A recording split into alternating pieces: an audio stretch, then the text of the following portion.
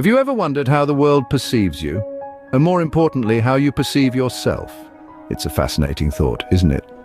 Our self-perception shapes our every interaction, from the personal to the professional. It's like a mirror reflecting back what we believe about ourselves. Now let's talk about something we often overlook: self-respect. You see, self-respect isn't just about feeling good about yourself. It's about having a deep sense of your own worth and not allowing anyone, including yourself, to devalue it. It's about acting with dignity, integrity, and confidence, even when no one's watching.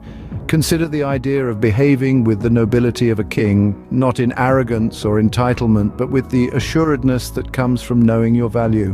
When we act with such nobility and confidence, we naturally command respect and admiration from others. Remember, the perception you have of yourself sets the tone for how others perceive and treat you.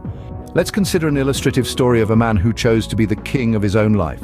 Picture a humble man born into a world where his circumstances didn't seem to promise much.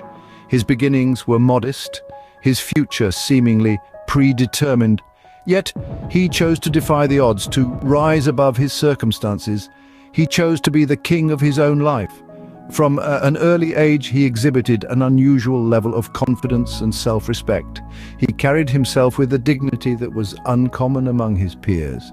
He was not born into aristocracy, nor was he blessed with extraordinary wealth, but he understood one thing: that true nobility is not about the clothes you wear or the money you have, but how you carry yourself and how you treat others. Despite his humble background, he behaved with the grace and dignity of a king. He was kind, respectful, and genuine in all his interactions.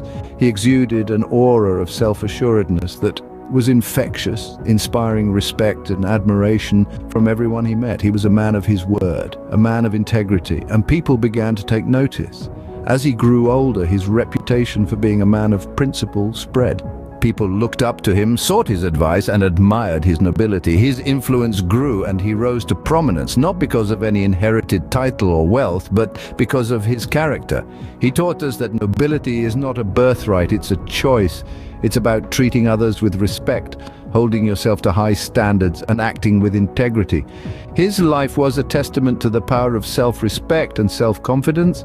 He wasn't handed a crown, he created his own. His story shows us that it's not the crown that makes the king, but the king that makes the crown.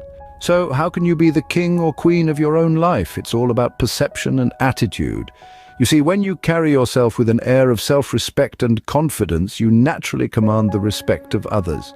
This isn't about being pompous or arrogant, but about showing that you value yourself and your abilities. It's about acting nobly with dignity and integrity. And this isn't limited to just you. When you adopt this aristocratic posture, it positively impacts your interactions with others.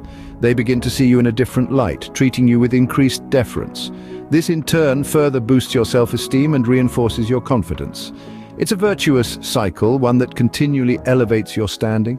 But remember, this isn't about social or financial status, it's about how you behave and treat others. So step up and be the protagonist of your own life. Remember, true nobility comes from how you behave and treat others. Be the protagonist of your own story and inspire others with your confidence and self-respect.